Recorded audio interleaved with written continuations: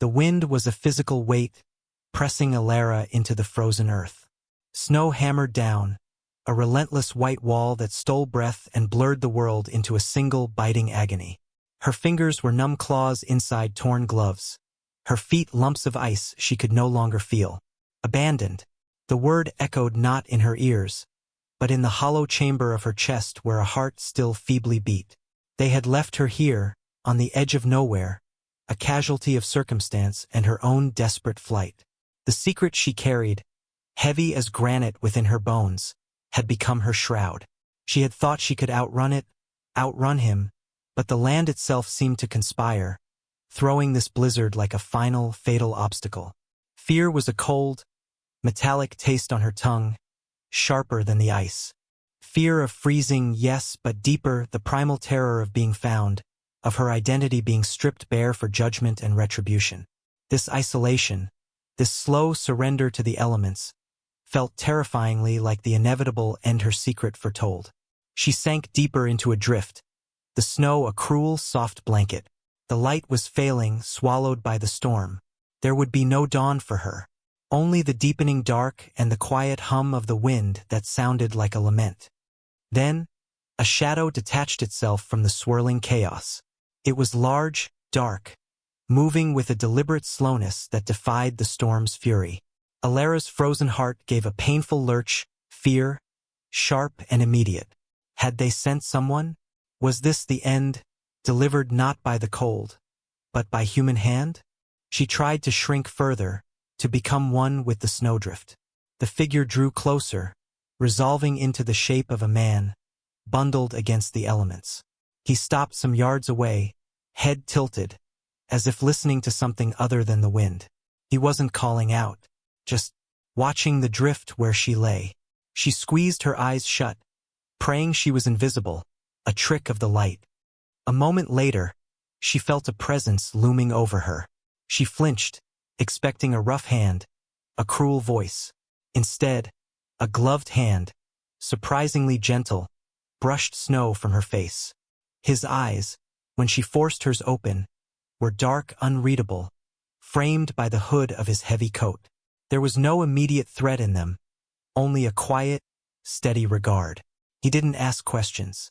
He didn't speak. He simply knelt, assessed her state with a single, comprehensive glance, and then, with surprising strength despite the carefulness, he scooped her up. She was lighter than she thought, a fragile bundle against his solid frame. The movement sent a jolt of pain through her frozen limbs, and a weak whimper escaped her lips. He held her securely, tucking her head against his chest, and turned, beginning to move with that same unhurried, determined pace back into the teeth of the storm. She lost all sense of direction, buried against the rough fabric of his coat, listening to the steady beat of his heart, the only anchor in a world gone white and terrifying. She was being saved, yes, but by whom? And what would he demand in return for her life? The secret coiled tighter in her gut, a poisonous fear mixed now with the bewildering relief of survival. She drifted in and out of consciousness, aware only of the cold slowly receding, replaced by the distant promise of warmth, and the silent strength of the man who carried her. The scent of wood smoke, a sound that was not wind, but the crackling of fire. These registered first, pulling Alara from the deep, icy well she had fallen into. She was warm, wrapped in rough blankets, lying on something soft, like straw. Her body ached, a throbbing protest against the thawing.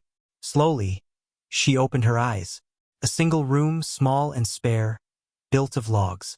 A stone hearth dominated one wall, a fire burning low and steady within it. The air was thick with the smell of pine and smoke. And him, the man. He sat by the fire, his back to her, cleaning a rifle with slow, methodical movements. He was a large man, but not bulky, his movements precise and economical. His silence was as profound as the storm he had pulled her from.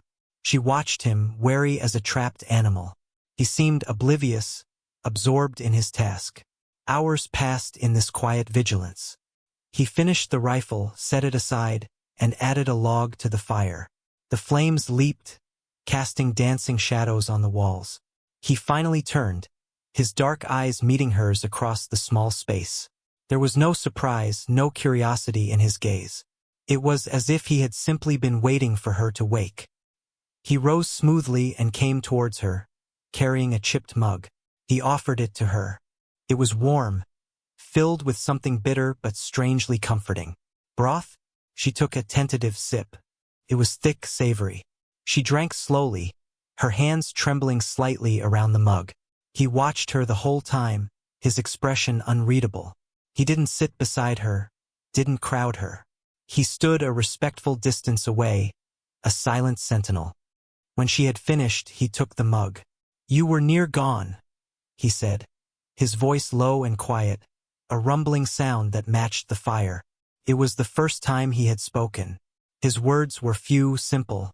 Storm came fast. He didn't ask her name, didn't ask where she came from, or why she was out in such weather.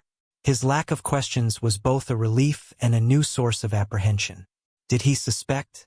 Was her secret somehow visible upon her frozen face? She couldn't speak, her throat tight with fear and disuse. She could only nod, clutching the blankets tighter around her. He nodded in return, then turned back to the fire. The silence returned, but it was different now. Less terrifying, more watchful. Over the next few days, Elara remained largely silent, observing him. His name was Caleb. She learned this when he muttered it once while working on a saddle. He lived alone. His cabin was isolated, nestled deep in a valley, miles from anywhere she could identify. He hunted, trapped, worked with wood and leather. He was self-sufficient, quiet, and seemed entirely contained within his own world. He provided her with food, simple, nourishing stews, bread he baked himself, and kept the fire burning.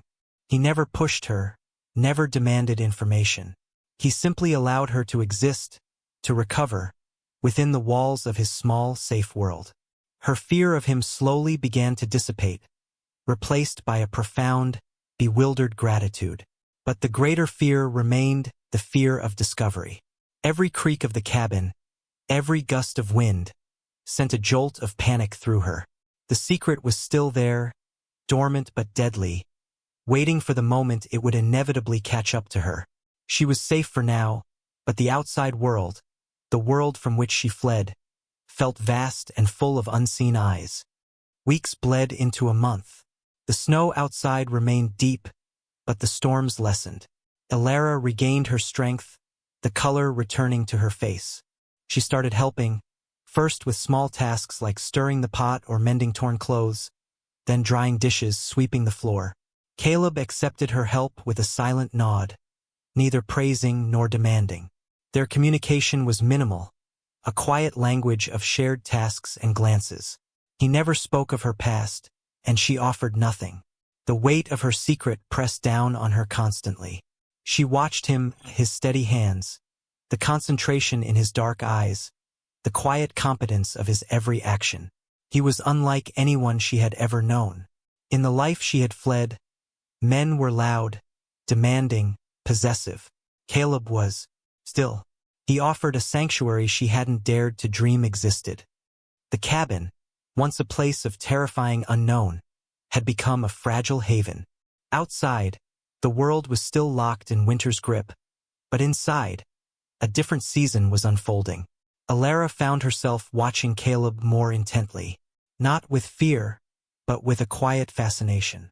The way the firelight caught the strong line of his jaw, the gentle way he handled a wounded animal he found near his traps, the low sound of him humming a tune she didn't recognize while chopping wood. He was a man of the land, shaped by its solitude and demands, yet there was a kindness in him that softened the harsh lines time and weather had etched onto his face. She started leaving small things for him, a neatly folded blanket by his chair, a mug of warm tea waiting when he came in from the cold. He noticed, she knew though he said nothing. A shared glance across the room, a subtle acknowledgement in the set of his shoulders, was enough. The unspoken connection between them grew, slow and sturdy like the ancient pines outside. It was built on necessity, yes, but also on observation, on quiet respect, on the profound understanding that came from sharing a small space in the face of a vast, indifferent world. She learned to read his moods by the tilt of his head, the tension in his shoulders. He seemed to sense hers too, sometimes leaving her alone when her fear was a palpable thing, sometimes simply occupying the same space, his quiet presence a steadying force. He never asked about her nightmares, though she knew he must hear her cries in the dark. He would just stir the fire, his presence a silent comfort. The secret remained, a shadow lurking at the edges of her newfound peace. It was a constant, low thrum of anxiety beneath the surface of her days. The warmth of the cabin, the quiet companionship of Caleb, made the thought of it being ripped away all the more terrifying. What would he do if he knew? If he knew the truth of who she was, of the life she had left behind, the danger that followed her? Would the quiet acceptance turn to judgment? Would he turn her away? The possibility was a cold dread that could extinguish the fire in the hearth, the hope in her heart. She longed to tell him, to unburden herself, but the words remained locked away, prisoners of fear. The fragile bond between them felt too precious to jeopardize. One afternoon, while sorting through some supplies Caleb had brought back from a rare trip to a distant trading post, she found an old newspaper. It was weeks old, brittle and smelling faintly of dust. Her hands trembled as she opened it. Her gaze swept the columns, dreading what she might find. And there it was, a small notice, tucked away on an inner page. A reward offered for information leading to the return of Alara Vance, wife of Elias Vance. A description, chillingly accurate. A warning about aiding or abetting a runaway. Elias Vance. The name alone sent a shiver of ice through her veins. Cruel, powerful, relentless. He would never stop looking. The newspaper fluttered from her grasp, landing softly on the floor. Her secret, stark and unforgiving, lay exposed on the dusty paper. Caleb entered the cabin then, stomping snow from his boots. He saw her, frozen in place, eyes wide with terror. He followed her gaze to the floor, to the newspaper. His eyes settled on the small notice. He didn't pick it up. He simply looked from the paper back to her, his expression unreadable. The silence stretched, thick with her unspoken fear, the weight of her revealed truth hanging between them like a shroud. This was it, the moment of judgment, the end of her fragile peace. She braced herself for the questions, the accusations, the inevitable turning away. But he said nothing. He simply took off his coat, hung it on a peg, and walked towards her. The air crackled with unspoken tension, the quiet cabin suddenly charged with the force of her hidden life colliding with the reality of his.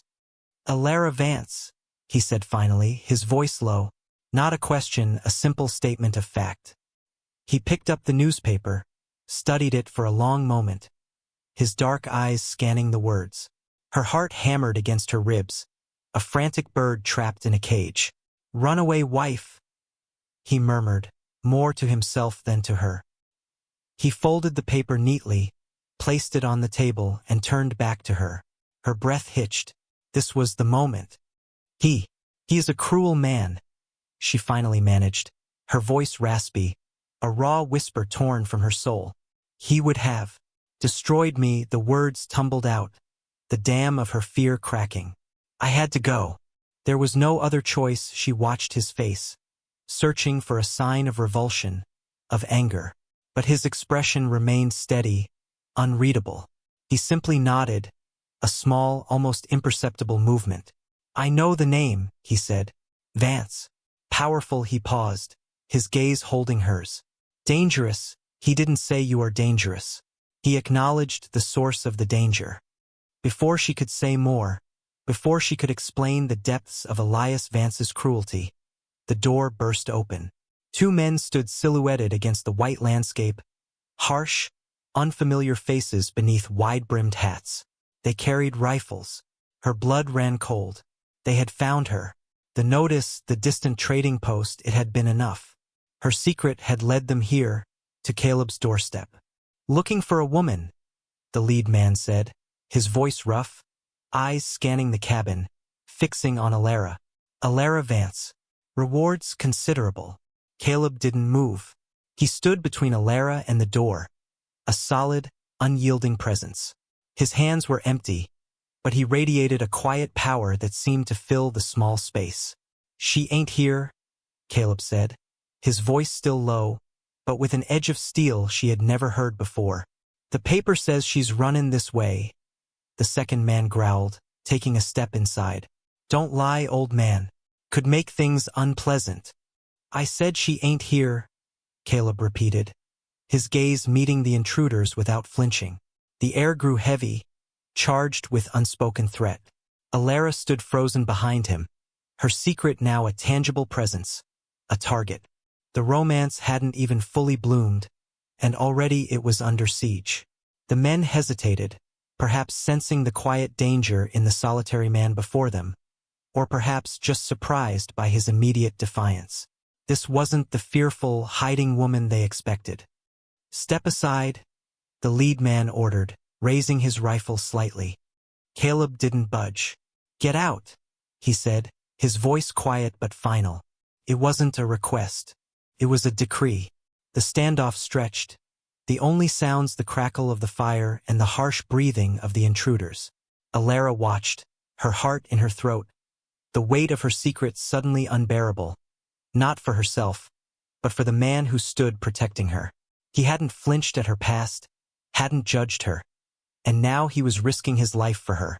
The love she hadn't dared name surged through her, fierce and protective. Just as the tension seemed ready to snap, Caleb took a single, slow step forward. He didn't raise his hands, didn't make a sudden move. It was the sheer, deliberate forward motion, combined with the unwavering intensity of his gaze, that seemed to unnerve the men. They were hunters, not fighters looking for a difficult confrontation with a man who clearly had nothing to lose and was protecting his own. After another tense moment, the lead man lowered his rifle slightly. "This ain't over," he snarled, glancing at Alara. "Vance doesn't forget." "Then Vance knows where to find me," Caleb said calmly, his eyes never leaving theirs. It was a clear challenge, an unspoken promise of resistance. The men exchanged uneasy glances. They had the drop on him, but something in his demeanor suggested a fight they weren't prepared for. Not in this isolated cabin, miles from help. They backed away slowly, keeping their rifles trained on him until they were outside. The door slammed shut, leaving silence in its wake. Alara sank against the wall, trembling. They know," she whispered, the words catching in her throat. "They'll be back, or they'll send more." Her secret was out, known to the world she feared. Caleb turned, his gaze softening as he looked at her. He walked towards her, not with the purposeful stride of a protector, but with the quiet approach of a man offering solace. He stopped in front of her and, very gently, cupped her face in his large, calloused hands. His thumbs brushed her cheeks, wiping away the silent tears that had begun to fall. His eyes held no judgment, only a deep, steady warmth. "Let them come," he said, his voice a low rumble that resonated deep within her. "They won't get through." It wasn't a boast, but a simple statement of intent. He wasn't dismissing her fear, but standing with her against it. In that moment, the forbidden secret ceased to be a source of shame and became, instead, the crucible in which something true and resilient had been forged. It was the reason she was here, the reason she had found him. The love that sparked between them wasn't born of convenience or superficial attraction, but of shared vulnerability, quiet strength, and the profound act of acceptance in the face of societal condemnation. Her past was no longer a solitary burden. It was a part of the story they would now face together. Alara, the runaway wife with a price on her head, looked at the man who had saved her, who accepted her, who would stand against the world for her. The fear was still there, a faint echo, but it was overshadowed by a fierce, burgeoning hope. They had faced the storm, the isolation, and the direct threat of her past. And in the quiet aftermath, standing together in the warmth of the cabin, they had found a sanctuary not just from the cold, but from the judgment of the world. Her secret hadn't destroyed her. It had led her here, to him, to a life built on truth and quiet, unwavering love.